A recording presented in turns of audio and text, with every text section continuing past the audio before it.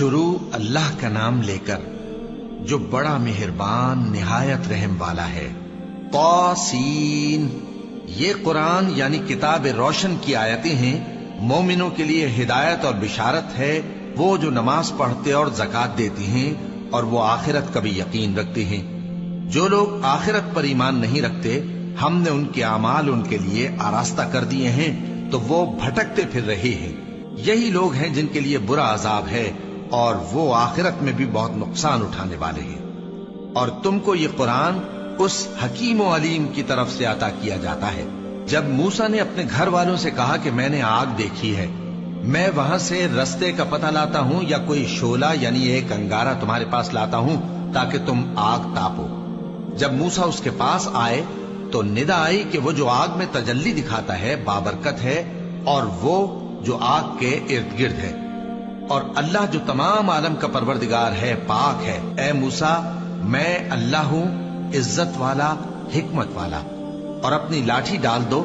سو جب اسے دیکھا تو اس طرح حرکت کر رہی تھی گویا سانپ ہے، تو پیٹ پھیر کر بھاگے اور پیچھے مڑ کر نہ دیکھا۔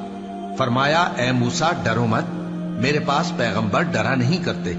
ہاں، جس نے ظلم کیا پھر برائی کے بعد اسے نیکی سے بدل دیا تو میں بخشنے والا مہربان ہوں۔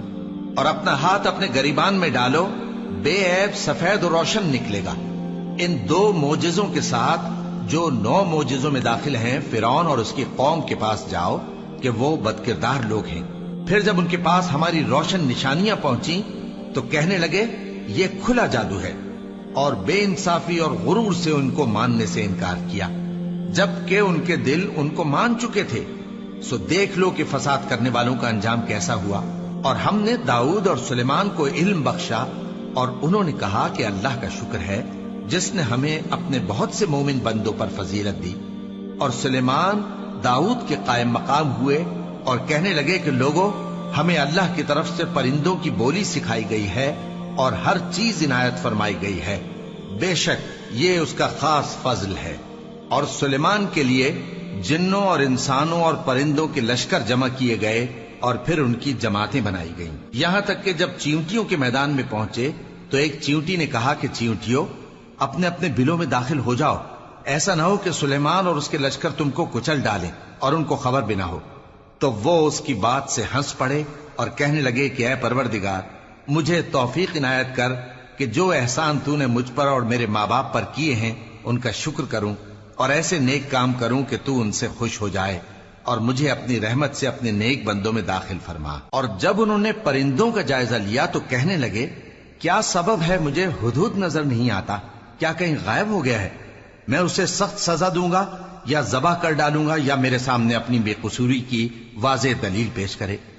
ابھی تھوڑی دیر ہوئی تھی کہ ہدہد آ موجود ہوا اور کہنے لگا کہ مجھے ایک ایسی چیز معلوم ہوئی ہے جس کی آپ کو خبر نہیں، اور میں آپ کے پاس ملک سبا سے ایک یقینی خبر لے کر آیا ہوں۔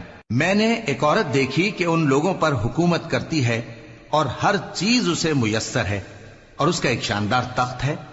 میں نے دیکھا کہ وہ اور اس کی قوم اللہ کو چھوڑ کر آفتاب کو سجدہ کرتے ہیں، اور شیطان نے ان کے اعمال انہیں آراستہ کر دکھائے ہیں اور ان کو رستے سے روک رکھا ہے، پس وہ رستے پر نہیں آتے، اور نہیں سمجھتے ہیں کہ اللہ کو جو آسمانوں اور زمین میں چھپی چیزوں کو ظاہر کر دیتا اور تمہارے پوشیدہ اور ظاہر اعمال کو جانتا ہے، کیوں سجدہ نہ کریں؟